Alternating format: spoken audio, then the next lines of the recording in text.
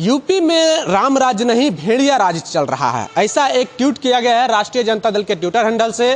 और आपको पूरी मामला बता देता हूं। यूपी के मुरादाबाद में एक नाबालिग लड़की के साथ गैंगरेप होता है और 5 लोग वो गैंगरेप करते हैं और वो लड़की निर्वस्त्र अवस्था में जंगल से जो रास्ते पे भागते हुए नजर आती है। इन सभी मसलों पर बात करेंगे। हमारे साथ में राष्ट्रीय जनता दल के युवा राजद प्रवक्ता हैं झारखंड प्रदेश के सुबोध पासवान। सुबोध जी, आप लोग योगी जी के पीछे क्यों पड़ गए हैं?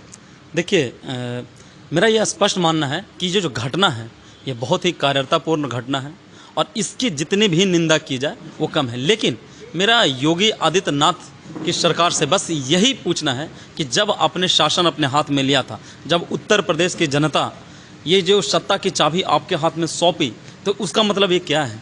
ये राम राज्य को परिभाषित करता है। कहीं ना कहीं आप हर मोर्चे पर विफल हैं, कहीं ना कहीं आप जात पात की राजनीति में इतना घूम गए हैं कि आपको जो जघन्य घटना भी आपको याद नहीं आ रहा। कैसे आप कह सकते हैं जात पात की राजनीति? वो तो कहते हैं सबका साथ, सबका विकास, सबका विश्वास। वो कुछ भी बोल सकते हैं। आज जो ये मुरादाबाद की घटना है, क्या ये ऐसा जो घटना है भारत के इतिहास में पहली बार ऐसा हुआ है कि कोई भी महिला जिसको गैंग रेप किया गया और बिना निर्वस्त्र होकर वो 5 किलोमीटर सड़कों पर दौड़ी?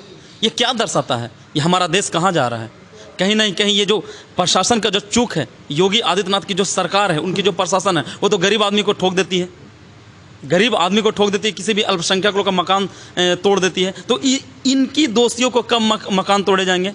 इनकी दोषियों को कब ठोके जाएंगे? उन लोग जो बंदूक की जो राजनीति अपना स्टार्ट किया था, ये कब स्टार्ट करेंगे आप? क्या आपका ये बंदूक की जो सरकार है, ये जो आपकी सरकार है राम राज्य कथित तथा कथित, ये गरीब आदमी के लिए है? आप बंदूक राज की क्यों बात कर रहे हैं? बंदूक की सरकार की क्यों बात कर रहे हैं? अब देखिए ना, कोई भी ऐसा घटना वहाँ पे हुआ है तो आप ठोक दो, मार दो, जमीन से हिला दो, तोड़ दो। इस तरह का घटना वहाँ पे उत्तर प्रदेश में कंटिन्यूसली हुआ है।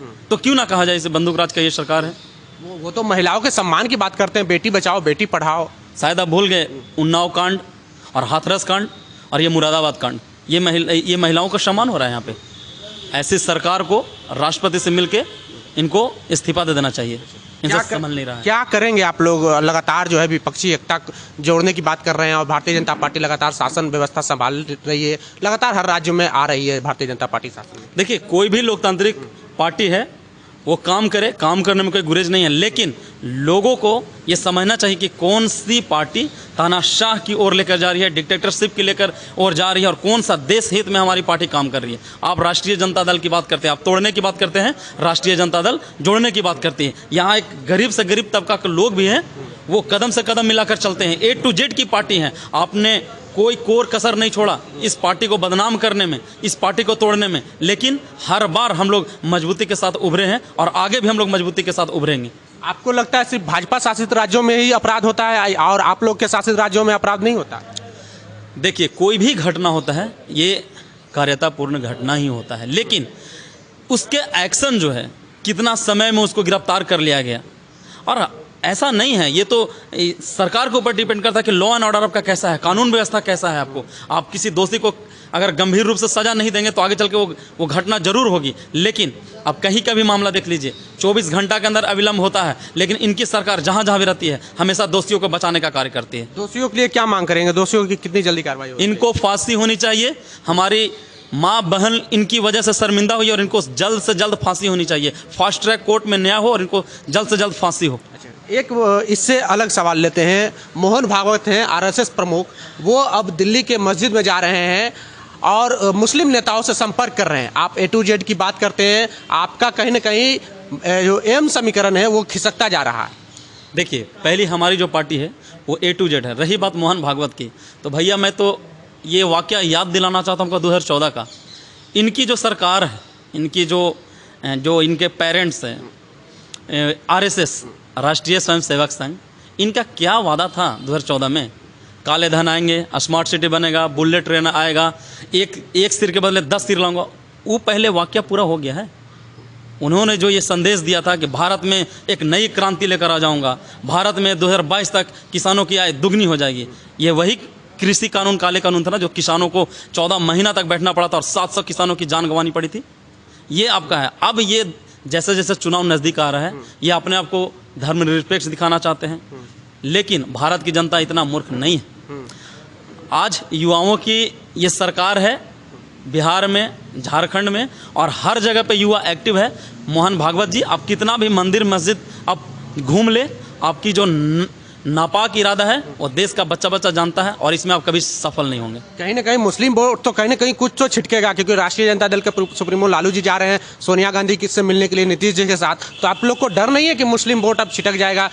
मोहन भागवत संपर्क साध रहे हैं सब लोग से। देखिए भैया, हम लोग लालूवाद के लोग हैं, हम लोग राष्ट्रीय जनता दल में विश्वास रखने वाले लोग हैं, गरीब तबके के लोग हैं, हम लोग किसी से डरते वरते नहीं।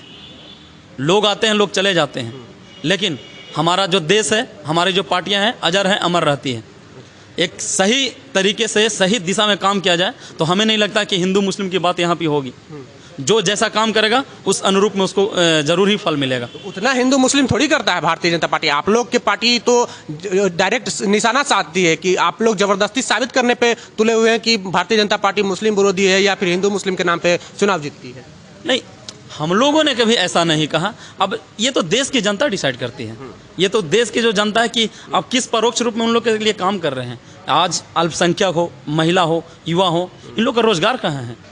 अगर मैं आपसे रोजगार की बात करूंगा, आप हिंदू मुस्लिम में लड़ाई करवा दोगे।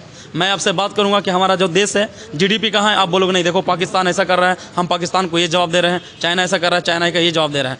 आप किसी भी मोर्चे पे सफल नहीं है और देश का जो जीडीपी है उसका अपना बेड़ा गर्क कर दिया है। चाहे रेल हो, भेल हो, सेल हो, बीएसएनएल हो, एमटीएनएल हो, एनटीपीसी हो, हर को आप बेच के पहले ही खा चुके हैं। आपके जितने भी उद्योगपति थे वो पहले ही आपने उनको विदेश भगा चुके हैं।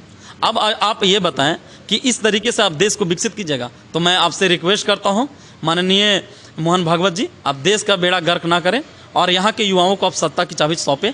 अब हम लोग अपना भला बुरा जानना चाहते हैं। यानी कि अब देश युवा चलाएगा? एकदम युवाओं की सरकार रहेगी और देश तो, भारत तो हमेशा युवाओं का देश ही रहा है।